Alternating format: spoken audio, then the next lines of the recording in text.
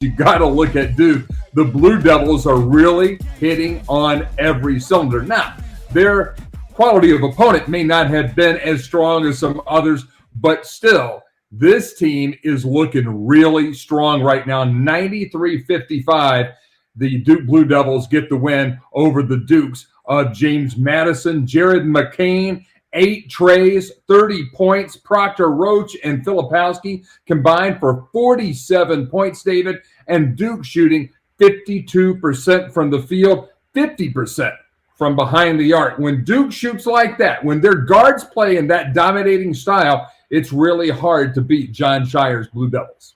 Yeah, I'm going to get to Jared McCain in a minute because I think that was the most important development in that Duke win over the Dukes.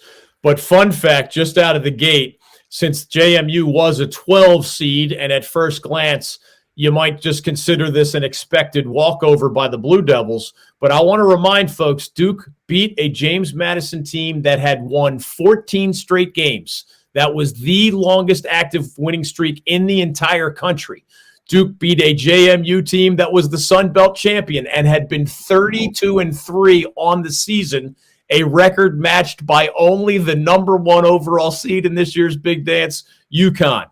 Duke beat a JMU team that had gone to Michigan State during the regular season and beat the Spartans on their home court in East Lansing.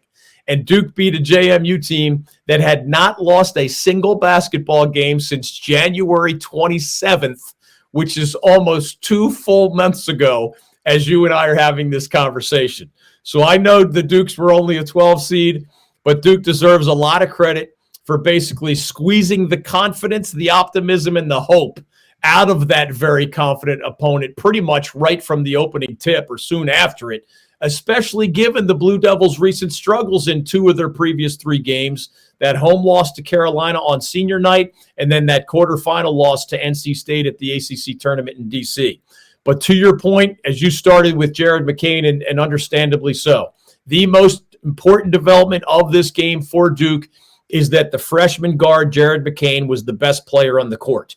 He looked like an NBA lottery pick, which he just might turn out to be, maybe even this year, given that sweet shooting stroke, that beyond his years poise and maturity, a very high basketball IQ, and a lot of other great qualities. McCain, who I thought was the ACC's most talented freshman all season, only missed out for the ACC's Freshman of the Year honor that his teammate Kyle Filipowski got a year ago because Notre Dame's point guard Marcus Burton had a much bigger role and thus much bigger statistics, but for a bottom-tier ACC team. Jared McCain got a lot of votes for ACC Freshman of the Year, including mine. He was just a second or third option for the Blue Devils. Much better team, but much different role, and that's why he didn't get the most votes for that award. But when McCain, remember when I saw him in D.C., he looked off balance and kind of out of sorts at the ACC tournament. He had that freak pregame injury that resulted in the bandage over his eye. He had collided with his teammate Jalen Blakes.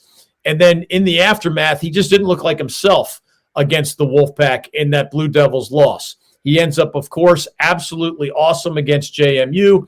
30 points, and remember, 22 of those points were in the first half when this game was basically decided.